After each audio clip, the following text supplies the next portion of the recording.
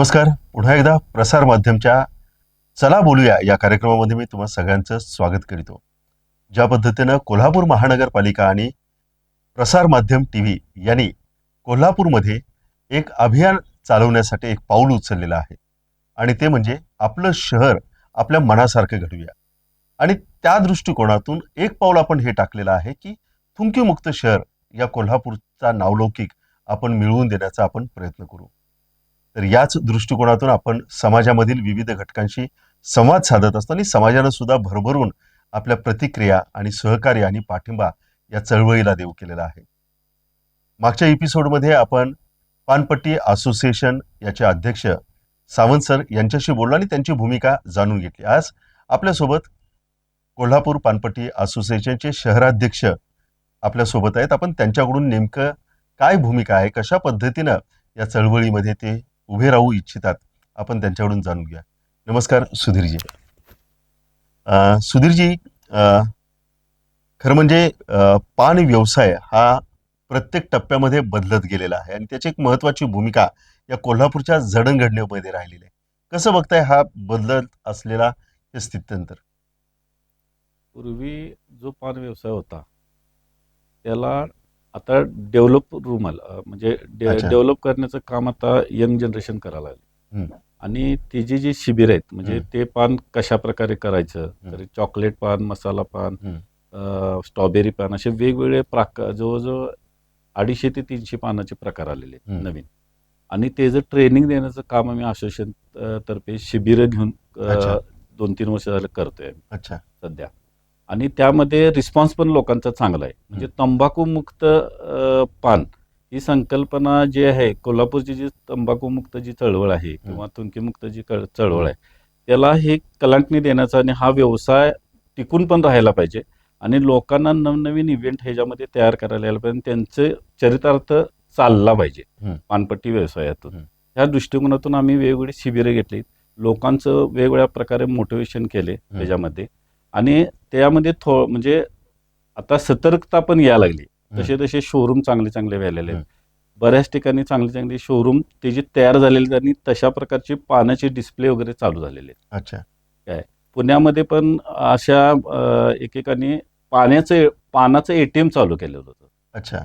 काय तर तुम्ही स्कॅन केलं की तुम्हाला कोणत्या प्रकारचं पान पाहिजे ते डायरेक्ट यायचं. अच्छा.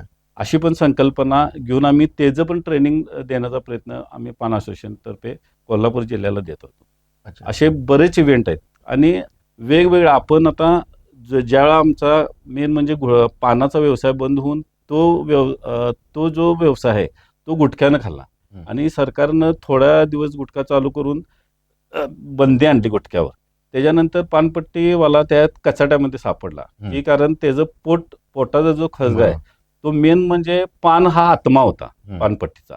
आणि तो आत्म्याची जी जागा आहे ती गुटख्याने घेतली आणि अचानक गुटखा बंद केल्यामुळं तर तो आत्मा चालवायचा कसा हा मोठा प्रश्न त्या ठिकाणी म्हणजे तयार झाला.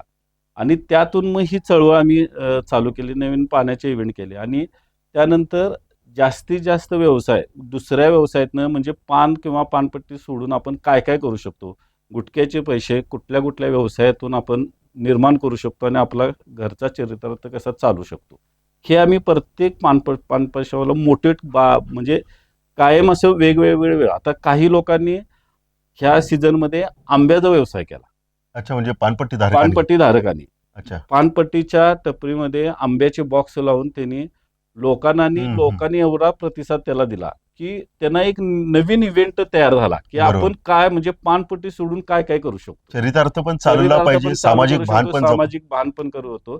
आणि ह्याच्यामध्ये कोकणातली जी लोक आहेत ती एवढी खुश झाली ह्यामुळं की कुठेतरी एक मराठा माणूस त्यांच्या समोर उभा राहतो त्या निमित्तानं.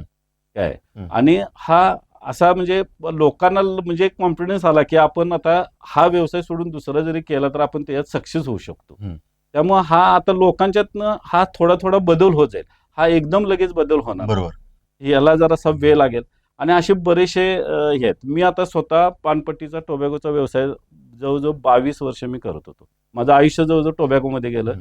महिन्याचा टर्नओव्हर माझा 22 लाख रुपयाचा टर्नओव्हर होता. खरं मी ते पूर्ण बंद करून पूर्ण म्हणजे तंबाखूमुक्त मी व्यवसाय चालू केला. अच्छा. त्या एक म्हणजे जिवंत उदाहरण आहे. अच्छा. आणि माझ्याकडे आता मी एक कराले म्हणून एक बिस्किटाची एजन्सी आहे. मी सगळ्या चहा टपरीवरनं हं. चहा हे सगळ्या आणि ते पण मी प्रबोधन करू शकतो. म्हणजे म्हणजे स्वतः बदललं की मग आपण दुसऱ्याला प्रबोधन करू शकतो. ह्या दृष्टिकोनातून मी ते पाऊल उचललं आणि ते मी तर सक्सेस झालो आणि ही सक्सेस स्टोरी मी सगळ्यांना सांगत जाऊन त्यांच्यातनं प्रबोधन घडवून त्यांच्याकडनं ते करून घेतो. सर, कोल्हापूर महानगरपालिका आणि प्रसार माध्यम यांनी एकत्रित एक कॅम्पेन राबवत आहोत आम्ही, की घडवूया आपल्या मनातलं कोल्हापूर. तुमच्या मनातलं कोल्हापूर तुम्हाला कसं वाटतंय? काय घडवायला हवं? प्रशासनाचे जे निर्णय येतात ना, ते डायरेक्ट कोणता पण व्यापारी असू दे. मग तो पानपट्टीवाला असू दे, कोणता पण व्यापारी असू दे. पहिला त्यांच्याशी चर्चा करणं महत्वाचं आहे. हं. कारण आता समजा साधा कॅरीबॅगचा साहेबांनी हं. विषय मध्ये घेतला. हं. आता कॅरीबॅगवर डायरेक्ट तुम्ही बंदी आणू शकता. हं. बंदी आहे असा निर्णय जाहीर करता त्या दुकानदाराचं एवढं नुकसान होतं, हं. की ज्यानं 2-2, 3-3 महिने बरोबर. ते स्टॉक ठेवून हं. कॅरीबॅग जर तो आणि काय झालं तुम्ही हे करता बरोबर निर्णय देता बंदी वगैरे. खरं त्याच्यावर सोल्युशन काढण्याचं मात्र तुमच्याकडे कुठलंही धोरण हं. नाही. हं. जे काय आहे ना, आता कॅरी बॅग म्हणा, पाण्याच्या बॉटल्स म्हणा, हे रिसायकलिंगसाठी तुम्ही काहीतरी त्याच्यावर प्रयोजन करायला पाहिजे.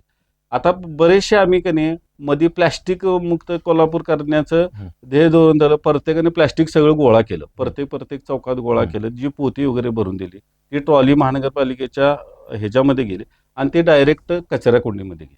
हं. हं. हं. म्हणजे हे होतं ना, जे लोकांनी एवढं सामाजिक बांधिलकी राखून त्याला वेळेत देऊन एवढं प्लॅस्टिक गोळा केलं आणि त्याचं काय झालं पुढं हे लोकांना प्रोमेशन करायला पाहिजे, हं. की आम्ही हे तुमच्याकडनं गोळा करून दिलेलं त्याचं रिसायकलिंग करून आम्ही अशा वस्तू बनवल्या, काहीतरी व्यवसाय वेगळा काहीतरी दिला.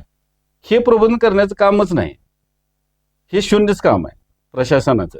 आणि प्रबोधन स्वतःच्या ह्याच्यातून करावं लागतं. कारण मी आणि आपल्याविषयी असं ऐकलं, की एखादं जर पाण्याची बाटली जर तुमच्या इथं मागायला आला. हां, आता एखादा बघा, आता आम्ही आमच्या इथं मला माहिती आहे, की आता ज्या 10 रुपयाच्या बॉटल्स आहेत हं. पाण्याच्या, तो एखादा यंगर जनरेशन आला ना, तर आम्हाला माहिती आहे हा चूळ भरूनच तो थुंकणार तिथं. तर आम्ही त्याला पहिल्यांदा सांगतो, ही जर पाण्याची बाटली आहे, तर तुला प्यायला घ्यायची असेल तरच घे. नाहीतर थुंकण्याचं असेल तर इथं थुंकायचं नाही. मग एक-एकदा तो माणूस तिथं ठेवून जातो, रागरोष होते, क्रॅशेस होतात. काय? मग ह्याला आम्ही भरपूर सामोरं जातो आणि हे आमचं रोजचं काम आहे आणि आम्हाला ते असे नित्य नेम होऊन गेलेलं आहे. त्याचा आता आम्हाला काय वाटत नाही. खरं आम्ही त्या प्रबोधनामध्ये आम्ही अजून सुद्धा कमी पडत नाही. एकंदरीतच चला घडवूया आपल्या मनातलं कोल्हापूर.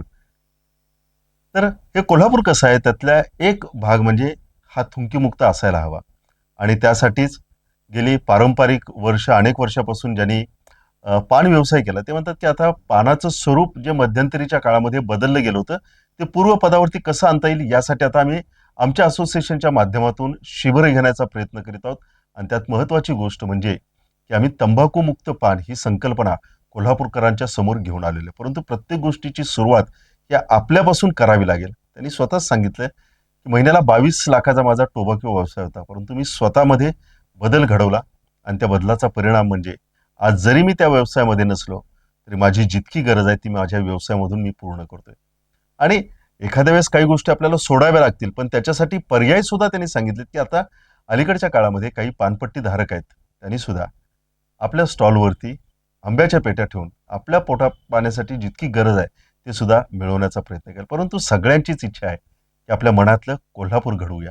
आणि म्हणून त्यासाठीच प्रसारमाध्यम आणि कोल्हापूर महानगरपालिका एक पाऊल टाकत आहे. त्या पावलामध्ये आपली सुद्धा पावलं जर एकत्रित आलीत, तर आपण हा मार्ग लवकरच पार करू शकतो. तर आज जितकं जे आपण आलात त्याबद्दल मी आपल्या मनापासून आभार मानतो.